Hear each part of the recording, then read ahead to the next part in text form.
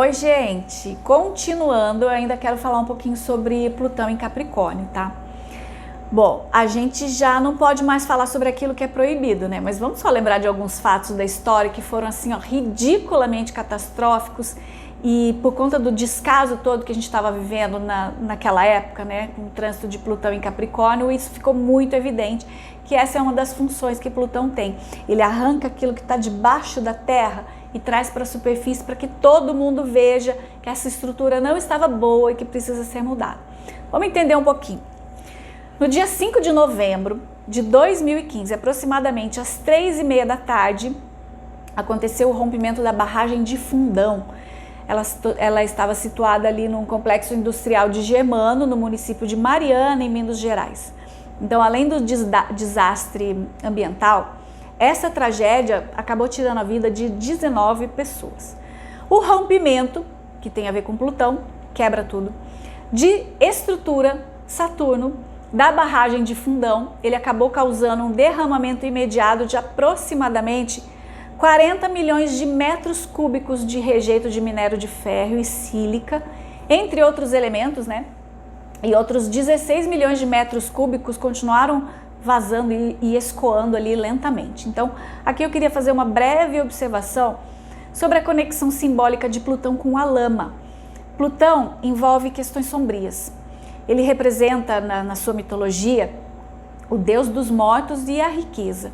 Então, aos olhos da mitologia grega, Plutão está associado com a representação de Hades, que é um deus da mitologia grega, conhecido como deus do submundo, né? O lugar para onde vão as almas dos mortos.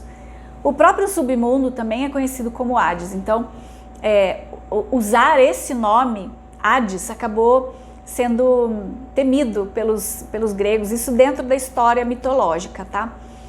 A gente acabava fazendo essa analogia de Hades, tanto para designar um lugar que ele comandava, quanto a própria pessoa, quanto o próprio Deus. E viver nesse submundo, isso despertou muito medo, isso despertava medo em relação ao deus Hades. Até a pronúncia dele era meio que evitada assim pelas pessoas, né? Ele era visto assim como insensível, como impiedoso, como repugnante. É aquele que tinha aquele auxiliar, era o cão dele, é Cérbero, que é aquele cachorro de 3 cabeças, né? Ele tinha o papel de proteger o submundo, por isso que ele tinha 3 cabeças, cada uma voltada para um lado, com essa função ali de proteger.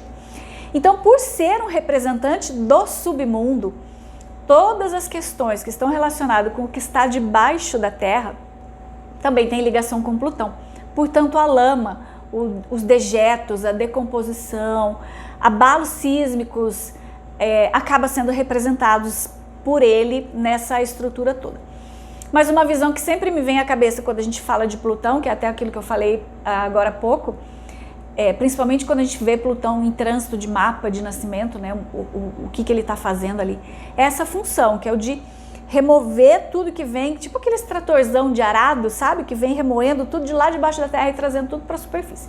Mas voltando à nossa questão aqui, que é o rompimento da barragem. Essa avalanche ali de rejeitos, né? Percorreu 55 quilômetros até desaguar no Rio do Carmo, atingiu diversas áreas rurais, além de vários municípios mineiros, né? Barra Longa, Rio Doce, Santa Cruz do Escalvado, enfim. Após percorrer ali 22 quilômetros do rio, soterrando animais, cobrindo tudo de lama, tudo que ele encontrava pelo caminho, o dejeto alcançou ali o Rio Doce até desaguar lá no oceano, no dia 21 de novembro de 2015. E isso aconteceu lá no distrito de Linhares, no Espírito Santo. Então, o maior desastre ambiental do Brasil, e talvez um dos maiores do mundo, que provocou danos econômicos, sociais, ambientais, tirou vida de 19 pessoas, aconteceu nesse período dessa regência, desse encontro, né, de Saturno com Plutão. Então, muito se falou disso na época, disseram que poderia ter sido por um terremoto ou algum abalo causado por explosivos usado durante a manutenção, enfim. Surgiram vários boatos ali de que técnicos tinham avisado de que a situação estava crítica, mas que os responsáveis ignoraram. Bom, mas o que interessa pra gente aqui de verdade é traçar um paralelo com o trânsito astrológico e observar como que eles impactam ali o nosso coletivo. E isso serviu para mostrar que aquilo que está construído em bases frágeis, seja a base da desonestidade, da mentira, da corrupção, Plutão vai dar um jeitinho de destruir. Essa é a carinha de Plutão, ele não vai tolerar o descaso, com ele as coisas têm que ser sempre profundas, e Capricórnio não tolera desrespeito, né? Então o valor dado ao dinheiro deve estar atrelado com bons costumes, com boa moral. E aí, com esse encontro, a gente já tem um belo conflito instalado entre caos e ordem, né? E isso marcou esse nosso coletivo aí ao longo desses últimos 14 anos. Eu digo 14 porque ele ainda vai dar uma esticadinha lá até 2024, né?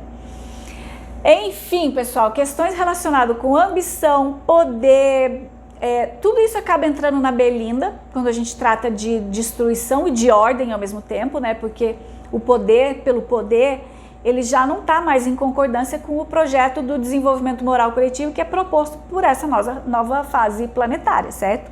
A ideia agora é que a própria humanidade se questione cada vez mais sobre a necessidade de ter grandes representantes ou grandes lideranças unilaterais que conduzem o coletivo.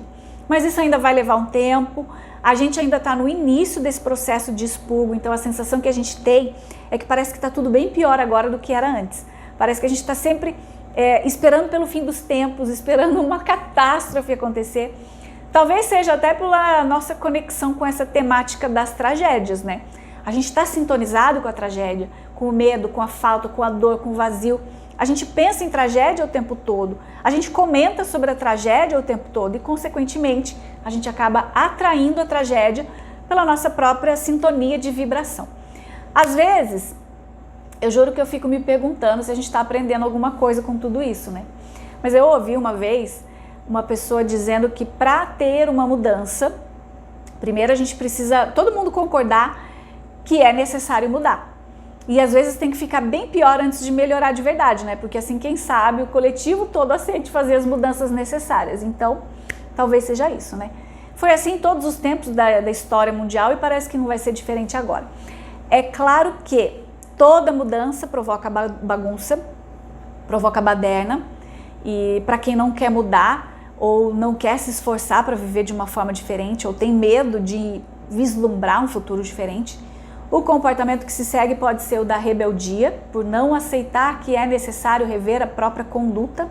Afinal de contas, isso dá trabalho, né? É cansativo sair da zona de conforto. Mas a realidade está batendo na porta, né, gente? Aquela estrutura segura que a gente conhecia, talvez ela não exista mais. Então, vale a pena lembrar que nesse momento do regente do grande ciclo planetário sendo Saturno, é isso que ele vai cobrar da gente. Mas nesse período da história em questão, sobre o rompimento das barragens, o regente do grande ciclo ainda era o Sol, porque Saturno começou a jornada dele só em 2017. Então foi 2 anos depois desse episódio do rompimento da barragem de Mariana. É como se fosse só um aviso do que seria dali para frente, né? Qual seria o tom do próximo ciclo regido por Saturno? Porque no fundo, Saturno quer respeito, compromisso e maturidade. E respeito é um dos valores humanos, né? Um dos valores que fundamentam a base da nossa sociedade. O respeito, ele tem que existir em todos os níveis de relação de poder ou de hierarquia. Então a pessoa que respeita, ela não busca impor a sua vontade de uma forma autoritária. Ainda que ela tenha poder para isso, ela acaba demonstrando o respeito através da empatia ou da deferência ou da abstração, enfim. A gente pode talvez até observar uma tendência daqui para frente mais voltada para o conservadorismo, que é uma tendência que pode sobressair por conta do regente ser Saturno, e Saturno prega isso, Saturno quer a maturidade. Então as pessoas nascidas nesse período da regência de Plutão em Capricórnio têm uma tarefa difícil, que é de aprender a lidar com o poder ou com a falta de poder. Isso porque Plutão não entende de leis morais, ele entende somente de poder. É somente o poder que se manifesta e ali acaba travando uma batalha constante entre aquilo que querem e aquilo que realmente é justo que chegue até eles, porque a ambição ela é uma vocação perigosa. Bom, gente, entendida essa questão de Plutão em Capricórnio, vamos voltar ao encontro mais recente de Saturno com Plutão, dessa vez acontecendo no signo de Capricórnio, mas eu vou falar sobre isso no outro vídeo, porque esse aqui já ficou grande demais. Eu espero vocês no próximo vídeo para falar sobre Saturno e Plutão juntinhos em Capricórnio. Tchau, tchau!